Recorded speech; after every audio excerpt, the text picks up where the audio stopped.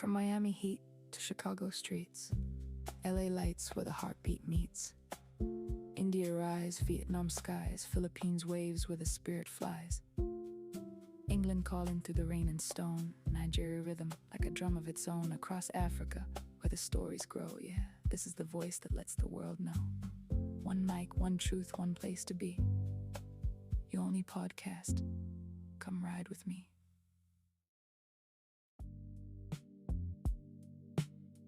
Welcome back to the show. Thank you guys for listening. Today we're going to be going over two amazing books, and hopefully all my fans around the world have enjoyed this podcast. I have a great new following in Vietnam, and India is really coming out there. I am grateful for each and every one of my listeners. This podcast wouldn't be possible without the follows, the listens, the likes, the shares. We have a Facebook page, Mental Health, You Only, Brain Mechanics. Check it out. Join, like, subscribe. Today we're going to be going over two books. What My Bones Know. It's about disassociation, identity fragmentation, trauma response. And the next book that's tied to this, The Courage to Be Disliked, Choice, Responsibility, Reclaiming Control. Thank you, fans, and thank you for listening.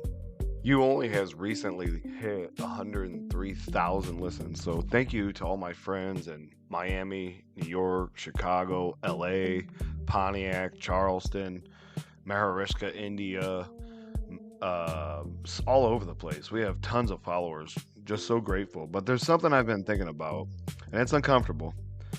What if the life you're living right now is a reflection of the space you're sitting in? Look around. Your room, your car, your desk. That's not random. That's a projection. That's your mind made visible. There's actual research behind this. Studies from the Princeton Neuroscience Institute found that clutter competes for your brain's attention, everyone, which lowers focus and increases stress. Another study found people who describe their homes as cluttered have higher levels of cortisol, the stress hormone. So, You Only Clutter Explained. Did you know that clutter in your home impacts your mental health? Here's how. Number one, it increases your stress levels, as if we don't have enough of that already. Studies show that clutter can increase your levels of cortisol, aka your stress hormone. Number two, difficulty concentrating. Clutter is distracting. Our brains can only focus on a limited amount of cues at the same time. Therefore, being surrounded by clutter can make it very difficult for you to focus on work. Number three, it affects your sleep. Those of us who sleep in cluttered rooms are more likely to have sleep problems, so issues falling asleep as well as staying asleep. So if you've been putting off decluttering, I encourage you to bump it up on your to-do list. As always, good luck on your decluttering journey. It's not just a messy room, everyone. It's your brain sitting in unfinished tension all day, and it literally comes in the slowest form. And it has patience, and it just builds up there, and you don't even see it because you're checked out. And here's where it kind of gets real. You skip washing a dish today, you skip the gym tomorrow, you break a promise the day after that, and now it's not about dishes anymore.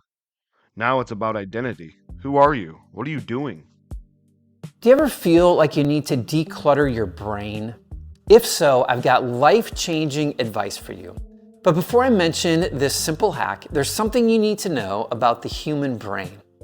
Our minds are actually wired to remember unfinished tasks more than finished ones.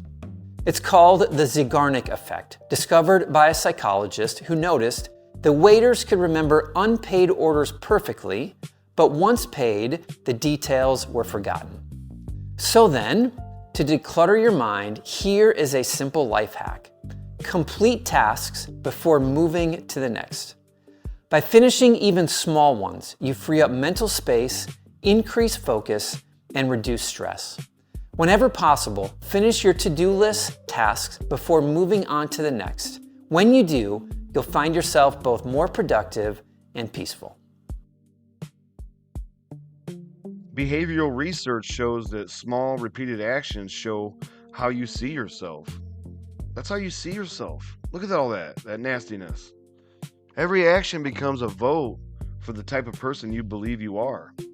And I watched several people as I grew up live like this, and it's interesting. I never understood it until I was able to get away and have peace in my life. So when you say it's just one thing, remember, your brain doesn't hear that. Your brain hears, this is who we are. People think chaos shows up all at once. Well, it doesn't. You open the door to it, piece by piece, moment by moment, silence by silence. History even shows this. The most effective forces weren't always the strongest. They were the most structured.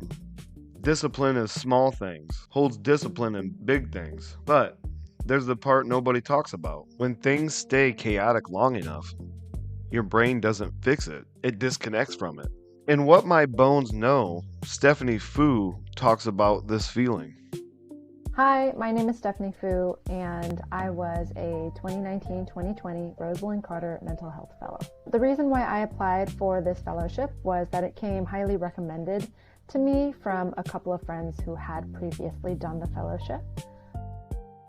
I was diagnosed with complex PTSD in 2018. After I was diagnosed, I immediately tried to find more information and do research on complex PTSD, and I found all of the literature on it to be somewhat dry, scientific. I thought that there was a real space here. Like, what I wanted when I was first diagnosed was to read a story, a personal first-person story from somebody else who had gone through this process before me, to sort of give me hope and direction in the sort of arduous process of healing from complex PTSD. If you haven't heard of complex PTSD before, don't worry, you're not alone. Complex PTSD is different from classic or traditional PTSD, post-traumatic stress disorder, in that it occurs when you haven't just experienced the trauma one time, but you experience the trauma many, many hundreds of times. When we are traumatized, it actually goes deep into our epigenome, into our DNA, and we can pass that on to our children. So I went on a journey of trying to learn more about my family's intergenerational trauma in order to provide a context for my own trauma and what had happened to me. This fellowship was helpful to me in many ways. I was crafting a lot of the structure and research of this book before I necessarily had a book deal, and so $10,000 was really nothing to sniff at. So it was really helpful for me. And then also, after the book was written, or during the process of writing the book, I think it was really helpful to have access to therapists. Caroline Klaus Ehlers, or CC in particular, she read through drafts, she read through my book, and she really made sure that it was scientifically accurate from a therapist and psychologist perspective. She validated it and she's championed it ever since then, and that has been just super valuable to me. I think that the hope is that this book might be able to help alleviate some people's suffering, or at the very least show them that they're not alone. Being there, but not really there. Living your life, but watching it at the same time. That's disassociation, everyone. It's not weakness, it's protection. Your brain's saying, this is too much. I'm taking you out of it. And that's how I felt in my life. But here's the cost. You don't just disconnect from pain, you disconnect from control. Now, add this layer. Your brain cannot fully tell the difference between a real threat and a thought. Negative self-talk activates the same stress response, fight or flight. That means cortisol, adrenaline, over and over again. I mean, for years and years. And research in this field shows chronic stress like this can affect your immune system, inflammation, even your sleep. And we just did an episode on sleep. Go back and check it out. You should. So when you're constantly telling yourself, I'm behind, I'm failing, I'm not enough, you're an idiot, you're stupid, negative self-talk, it comes up all the time. We don't even see it.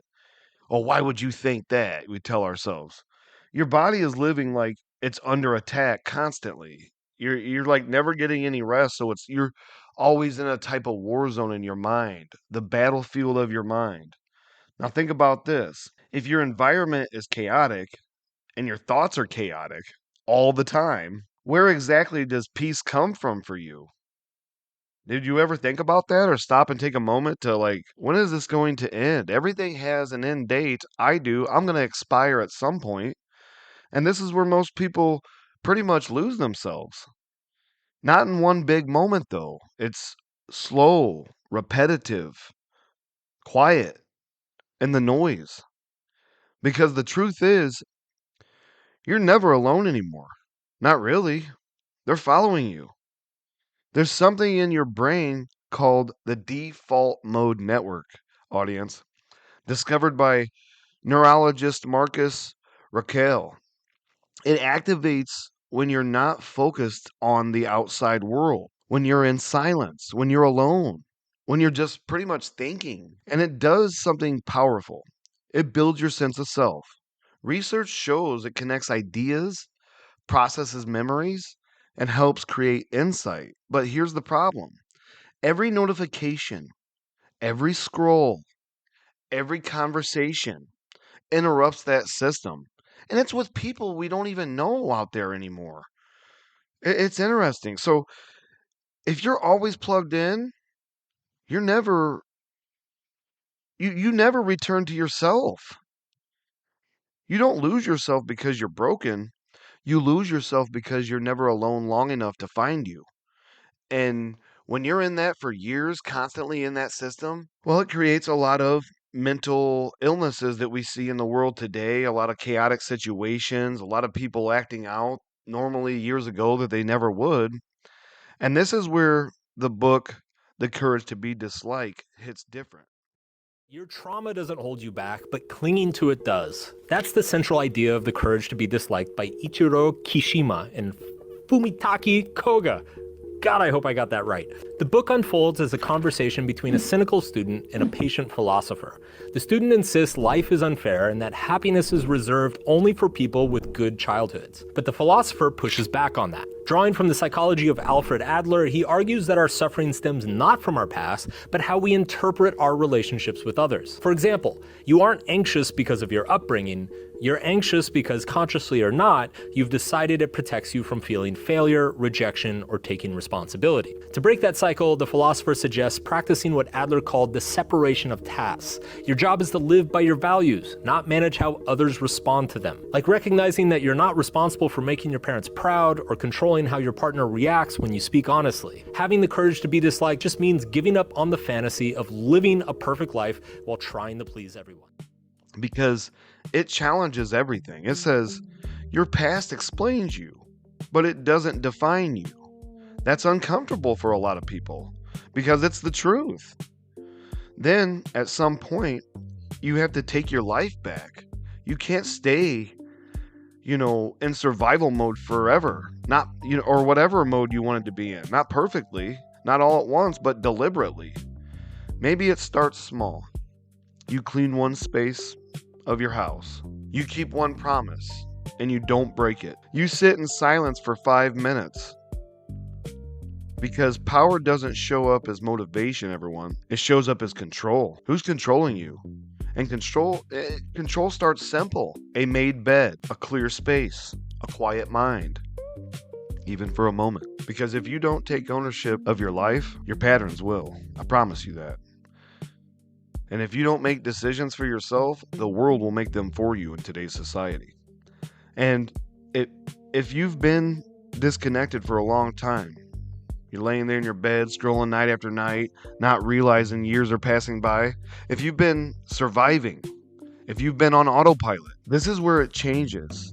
Not in some huge breakthrough, but a decision, seriously, to come back to yourself. If you listen to the last episode, then you already know. This doesn't start with purpose. It starts with control. But once you start getting control back, once your space gets a little cleaner, your mind gets a little quieter. Something else shows up, clarity. And clarity can be uncomfortable for some because now you can see things you were avoiding. And that comes with peace and quietness. Your relationships, your habits, the direction your life is actually going. not the story you tell people, because that story gets misconstrued by our minds because it wants us to be better than what we are. And, you know, that's the truth. And here's what most people realize in that moment: I don't even know what I want. Not because you're lost, but because you've been disconnected. And what my bones know, there's this underlying theme. When you grow up in chaos, you don't learn what you want. You learn how to survive and please. A lot of people pleasing comes from them moments. You know how to read people better than anybody. You know how to avoid conflict. You know how to stay safe, but not how to choose a life. So now you're older, right? And you're asking yourself questions like, what's my purpose? What am I supposed to be doing here? But that question is coming from a place that never got developed. So instead of clarity, you feel pressure all the time, or you're carrying the weight of the world like Atlas on his shoulders. And that pressure leads to something dangerous: performing constantly, competing. Competing kills all relationships. You start building a life that looks right but doesn't feel right. And this is where relationships get complicated, because if you don't know yourself, you don't choose people, you attach to them. You attach to what feels familiar or comfortable, not what's healthy. And comfort is what kills people everywhere today. It's the worst, most addictive drug out there. The TV watcher, the sitter, whatever. So familiar is usually what hurt you. Honestly, whatever's familiar to you, that's pretty much what hurt you. Psychology calls this pattern repetition. Your brain tries to recreate familiar emotional environments, even if they're unhealthy. That's why a lot of people are hooked on energy drinks, is because energy drinks will bring you to a level of chaos in your mind, even when there's no chaos. You'll create it because that feels predictable to your mind. So you end up in that same cycles constantly. Different faces, same feelings. And then you ask, why does this keep happening to me? But the better question is, what part of me is still choosing this? And why? Because you have to get to the root cause analysis of these situations that are coming to the forefront in your mind to be able to get stellar answers about how your life should be and where it should be, and now not how it was. And you have to get unattached from how it was. And this is where the courage to be disliked gets uncomfortable again, because it says you are choosing even when it doesn't feel like it, not consciously, but through patterns, through what you tolerate, through what you avoid, through what you don't change. And that's hard to hear because it removes the excuse. And when you remove excuses or expectations, excuses are it don't work. Responsibility, ownership works. Real ownership. And that's hard to hear for some. Once you remove those things out of your life, it gives you something back, and that's control. Because if you're part of the pattern, you can break it. It's just like a computer system, relearning a new program for your mind. Now let's go a little bit deeper here. Your brain is constantly modeling other people too. Their thoughts, their reactions, their expectations. This is called mentalizing. And in today's world, you're doing this all day long. Social media, messages, conversations. You're always adjusting yourself for someone else. Appearances. So even when you think you're making choices, you're reacting, not choosing. And that's why purpose feels so far away, because purpose doesn't come from reaction, it comes from alignment. And if you're not in alignment with what your purpose is, it's going to be rough. And alignment only happens when you hear yourself, not the noise. You only. Which brings us back to something simple but powerful, and that's silence. Every tradition that produced real wisdom required solitude. Not as punishment, but as a tool. Because when everything external stops, your internal world finally speaks. And yeah, at first it's uncomfortable, but because you hear the doubt, the fear, the truth you've been avoiding. But if you stay there, something shifts. You start hearing what you actually want, not what you were trained to want, but what's real. And from that place, you can finally choose. Not perfectly, not all at once, but honestly. And that's where purpose begins, everyone. Not in some big moment, but an alignment between what you do and who you actually are. So if you feel stuck, if your relationships feel off, if your direction feels unclear, don't jump to purpose yet. Come back to control. Come back to silence. Come back to yourself. Sit with it. Let it simmer. Let it get inside of your pores. Let it get inside of your mind, because the truth is, you don't find your life. You build it, one decision at a time. If you made it this far in your life, you already know something doesn't add up. You have insight. You can understand patterns. You can even recognize your trauma. But your life still doesn't move forward automatically, because awareness isn't the same thing as construction, audience members. Knowing yourself doesn't build anything. What you do next does.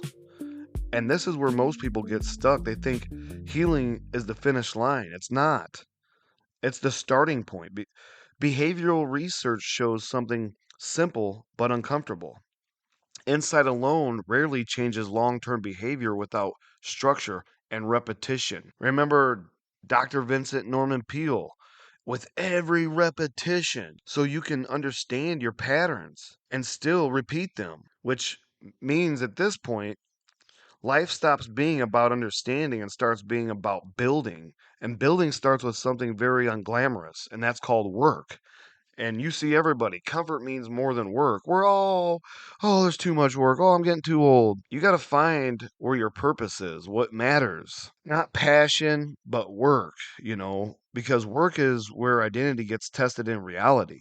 You don't become someone by thinking about it. You become someone by what you do when nobody's watching. What is your integrity all about? And that's where everything we talked about earlier comes back. Your environment, your discipline, your thoughts. You don't stay private. They show up in your life, in your finances, in your job, in your stability. Economic research consistently shows that long term financial outcomes are heavily influenced by behavioral patterns, saving habits, consistency, and decision making more than sudden breakthroughs or single opportunities. So, in other words, your life is not built on one big moment, it's built on repetition. The same way clutter builds slowly in your room, success does too. The same way chaos creeps in, structure has to be rebuilt on purpose. Repetition, repetition. And this is where people get emotional because they want a turning point. Oh, it's too hard. But life usually gives them a pattern to break instead. And they don't see it. They just keep going in the cycle. And breaking it is not dramatic, it's boring. So they don't do it. You show up, you do the work, you repeat it, even when it doesn't feel like it's changing anything yet, because time makes the difference. It's just like a body. You work on your body every single day. You're not going to see it right away, but in 3 months, I promise you, doing the same workouts every single day for 3 months, you're going to get results regardless of what you're doing. And this is where the courage to be disliked hits again, because it says something most people resist. You are not shaped by your past alone. You are shaped by what you choose to do now. Now is the most important thing, the present. It's a gift. Not what happened to you, what you continue to do with it. And that's where responsibility becomes real, not blame, responsibility. That's a difference. Blame keeps you stuck in the story, responsibility puts you back in motion. And motion is everything. A body in motion tends to stay in motion. Once you start moving differently, your environment starts changing. And an environment is everything. When you're feeling stressed, chaotic, upset about life, or, oh, I'm down and out, get out of your environment. Force yourself to move to a different city, a different state. Do something different. Because once you start moving differently, your environment starts changing. Your thinking starts changing, your identity starts changing, not instantly, but inevitably. Now, zoom out for a second. All of this, your room, your habits, your thoughts, your relationships, your work, it's all connected, not as abstract philosophy, but as a system. And systems either drift into chaos or they get maintained and they tighten up. And you start learning KPIs, key performance indicators that are causing chaos and distress on a mind that just don't deserve it. There is no neutral here, everyone. So when you feel stuck, it's not always a lack of opportunity. It's often a lack of structure holding you together. And it took me 38 years to learn this. And structure doesn't feel exciting, but it's stable. And that's what a human mind and body needs because they're tied together and stability is everything. And stability is what allows growth. It allows the new you to start, not motivation, not inspiration, but stability. So if your life feels scattered right now, don't start with purpose, start with order, because order is what makes purpose possible. And once you have that order, you don't need to chase identity anymore. You just need to fine tune it each month and keep a journal of what you're doing. You start becoming what you're writing down and what you're keeping track of. And it's a good thing. And it teaches us discipline. And discipline is us doing things right now for our future selves. So at the end of all this, it was never really about your room or your habits or your relationships or your work. It was always the same thing in different form. Control. Not control over everything around you, but control over what you participate in. Because the moment you stop participating consciously, your life starts moving just without you driving it. And that's where everything we talked about connects. The clutter in your spaces become clutter in your mind. The skipped habits become a skipped identity. The emotional overwhelm becomes disconnection from yourself. And that disconnection starts shaping your relationships, your choices, your direction. That's why in What My Bones Know, disassociation isn't just a feeling. It's a survival response to overwhelm that slowly creates distance from your own life. And in the courage to be disliked, the idea isn't that the past didn't matter. It's that it doesn't get the final say. You do. You only. So you end up between two forces here. One part of you learned to disconnect just to get through it. And another part of you is still trying to choose something better. And that tension is where most people spend their entire lives. But it doesn't have to stay there because the truth is, you don't fix your life by finding one big answer. You fix it by returning to yourself in small ways, repeatedly. A cleaner space, a kept promise, a moment of silence. Not because those things are small, but because they rebuild connection. Connection to your choices, connection to your thoughts, connection to your life. And once that connection comes back, you don't have to chase identity anymore. You start living it. So maybe the point of all this wasn't self-empowerment. It was self-return. Coming back from the noise, coming back from the patterns, coming back from the distance you didn't even notice you built, back to you, you only. Not the version that survived everything, but the version that chooses what comes next. Because at the end of the day, your life doesn't change when you understand it. It changes when you participate in it differently, one decision at a time. Until next time.